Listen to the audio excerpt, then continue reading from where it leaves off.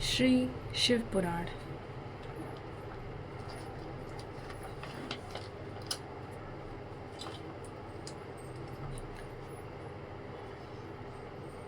रुद्र संहिता प्रथम सृष्टि खंड। ऋषियों के प्रश्न के उत्तर में नारद ब्रह्म संवाद की अवतारणा करते हुए सूत जी का उन्हें नारद मोह का प्रसंग सुनाना, काम विजय के गर्व से युक्त हुए नारद का शिव ब्रह्मा तथा विष्णु के पास जाकर अपने तप का प्रभाव बताना, जो विश्व की उत्पत्ति, स्थिति और लय आदि के एकमात्र कारण हैं, गौरी गिरिराज कुमारी उमा के पति हैं, तत्वज्ञ हैं, जिनकी कीर्ति का कहीं अंत नहीं है, जो माया के आश्रय होकर भी उससे अत्यंत दूर हैं तथा जिनका स्वरूप अचिंत्य है, उन विमल बोध स्वरूप भगवान शिव को मैं प्रणाम करता हूँ। मैं स्वभाव से ही उन अनादि शांत स्वरूप एकमात्र पुरुषोत्तम शिव की वंदना करता हूँ, जो अपने माया से इस संपूर्ण विश्व की सृष्टि करके आकाश की भांति इसके भीतर और बाहर भी स्थित है। जैसे लोहा चुंबक से आकृष्ट होकर उसके पास ही लटका रहता है, उसी प्रकार ये सारे जगत सदा सब ओर जिसके आसपास ही भ्रमण करते हैं, उन्होंने अपने से ही इस प्रपंच को रचने की विधि बताई थी, जो सबके भीतर अंतर्यामी रूप से विराजमान है तथा जिनका अपना स्वरूप अत्यंत गूढ़ है। उन भगवान शिव की मैं सादर वंदना करता हूँ। व्यास जी कहते हैं, जगत के पिता भगवान शिव, जगन माता कल्याणमयी पार्वती तथा उनके पुत्र गणेश जी को नमस्कार करके हम इस पुराण का वर्णन करते हैं। एक समय की बात है, नैमिषारण्य में निवास करने वाले शौनक आदि सभी मुनियों ने उत्तम भक्ति भाव के साथ सूत जी से पूछा। ऋषि बोले, महाभाग सूत जी, वेदेश्वर संहिता की जो साध्य साधन खंड नाम वाली शुभ एवं उत्तम कथा है, उसे हम लोगों ने सुन लिया। उसका आदि भाग बहुत ही रमणीय है तथा वह शिव भक्तों पर भगवान शिव का वात्सल्य स्नेह प्रकट करने वाली है। विद्वान, अब आप भगवान शिव के परम उत्तम स्वरूप का वर्णन कीजिए, साथ ही शिव और पार्वती के दिव्य चरित्रों का पूर्ण रूप से श्रवण कराइए। हम पूछते हैं, निर्गुण महेश्वर लोक में सगुण रूप कैसे धारण करते हैं? हम सब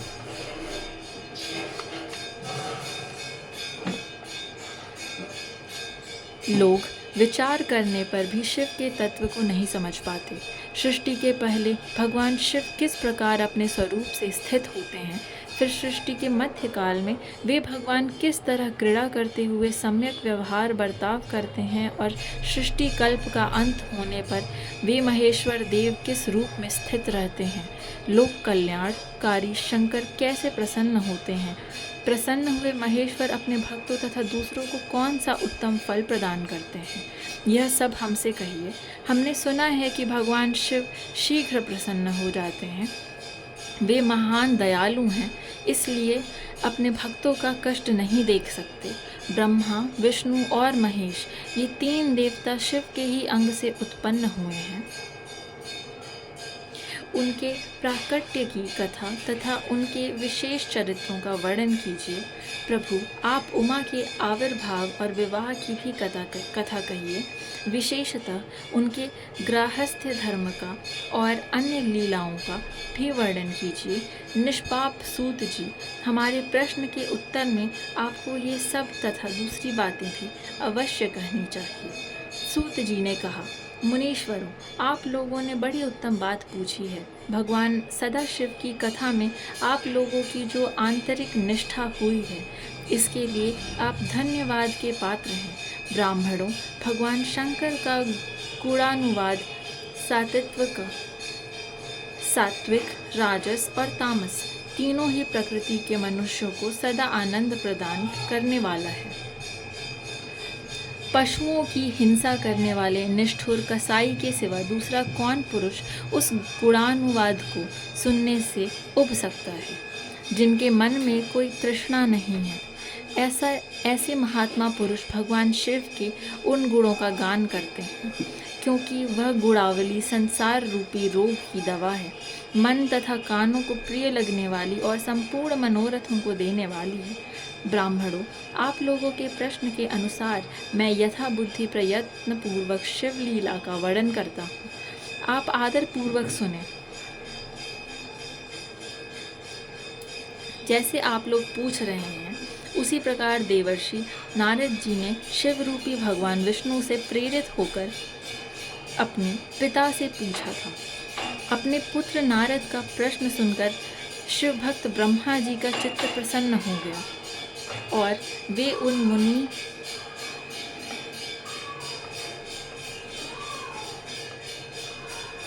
शिरोमणि को हर्ष प्रदान करते हुए प्रेम पूर्वक भगवान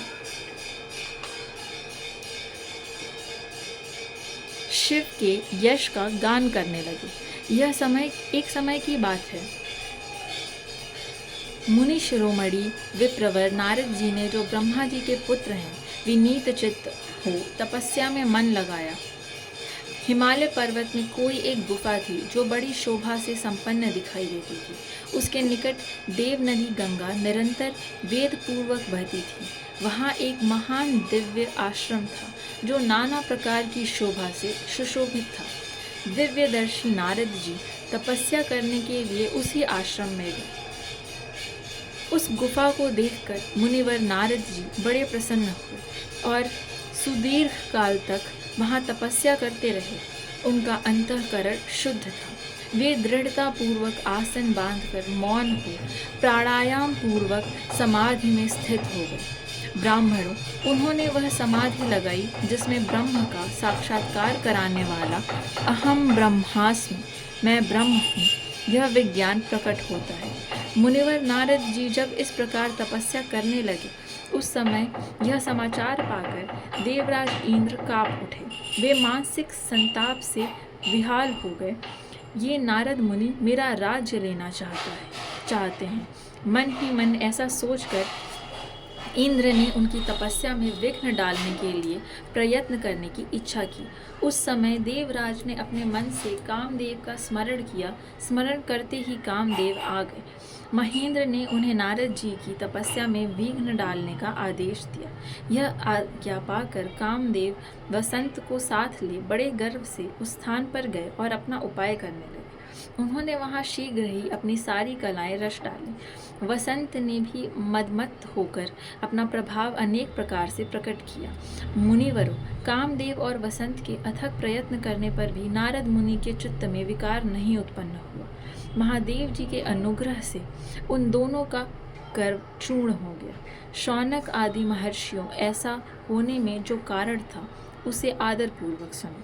महादेव जी की कृपा से ही नारद मुनि पर कामदेव का कोई प्रभाव नहीं पड़ा। पहले उसी आश्रम में काम शत्रु भगवान शिव ने उत्तम तपस्या की थी और वहीं उन्होंने मुनियों की तपस्या का नाश करने वाले कामदेव को शीघ्र ही भस्म कर डाला था। उस समय रति ने कामदेव को पुनः जीवित करने के लिए देवताओं से प्रार्थना की। तब देवताओं ने समस्त लोगों का कल्याण करने वाले भगवान शंकर से याचना की। उनके याचना करने पर वे बोले, देवताओं, कुछ समय व्यतीत होने के बाद कामदेव जीवित तो हो जाएंगे, परंतु यहाँ उनका कोई उपाय नहीं चल सकेगा। अमरगढ़, यहाँ खड़े होकर लोग चारों ओर जितनी दूर तक की भूमि को नेत्र से देख पाते हैं, वहाँ तक कामदेव के बाणों का प्रभाव नहीं चल सकेगा, इसमें संशय नहीं है। भगवान शंकर की इस उक्ति के अनुसार उस समय वहाँ नारद जी के प्रति कामदेव का निजी प्रभाव मिथ्या सिद्ध हो। वे शीघ्र ही स्वर्गलोक में इंद्र के पास लौट गए। वहाँ कामदेव ने अपना सारा वृतांत और मुनि का प्रभाव कह सुनाया। तत्पश्चात इंद्र की आज्ञा से वे वसंत के साथ अपने स्थान को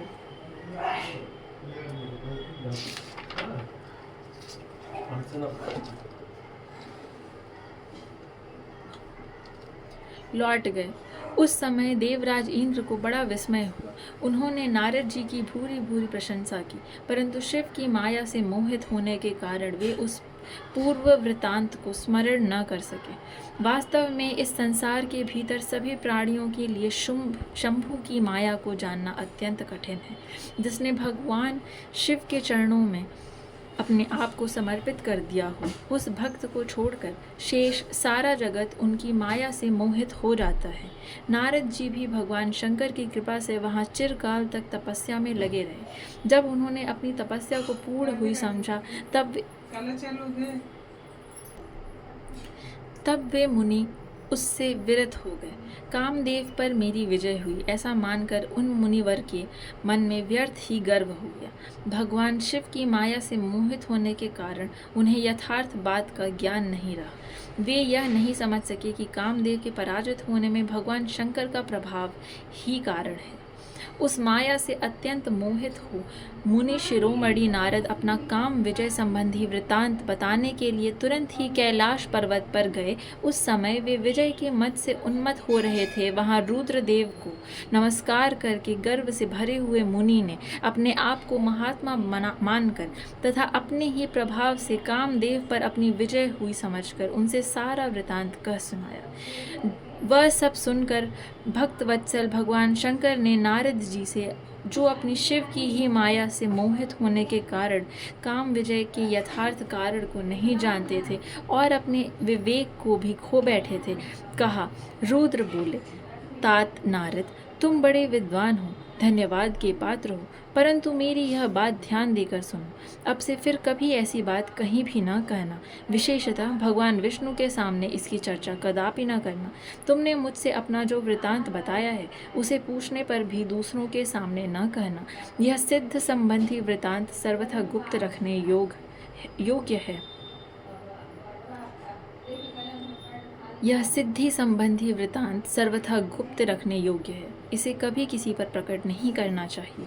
तुम मुझे विशेष प्रिय हो, इसीलिए अधिक जोर देकर मैं तुम्हें यह शिक्षा देता हूँ और इसे न कहने की आज्ञा देता हूँ, क्योंकि तुम भगवान विष्णु के भक्त हो और उनके भक्त होते हुए ही मेरे अत्यंत अनुगामी हो।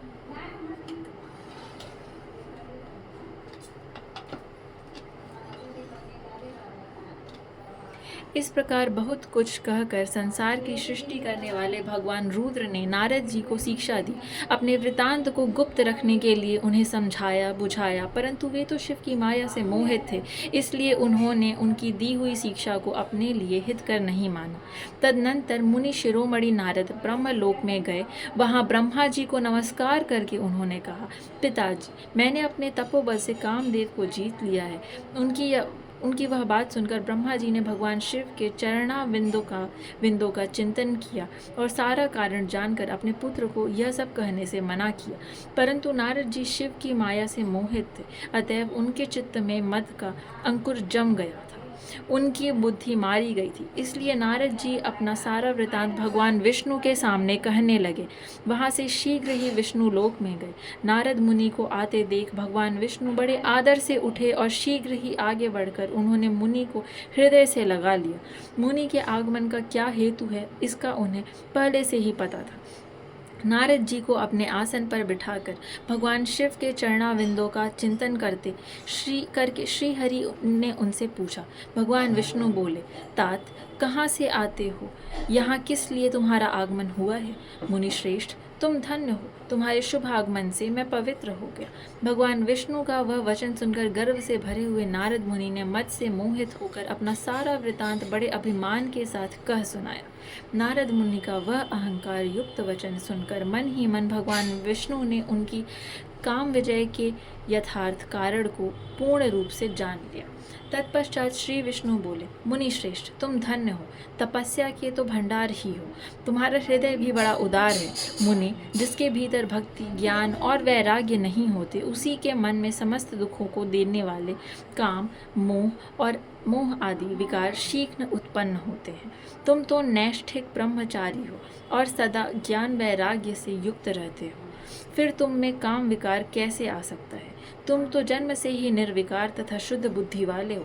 श्री हरि की कही हुई ऐसी बहुत सी बातें सुनकर मुनि शिरोमणि नारद जोर जोर से हंसने लगे और मन ही मन भगवान को प्रणाम करके इस प्रकार बोले।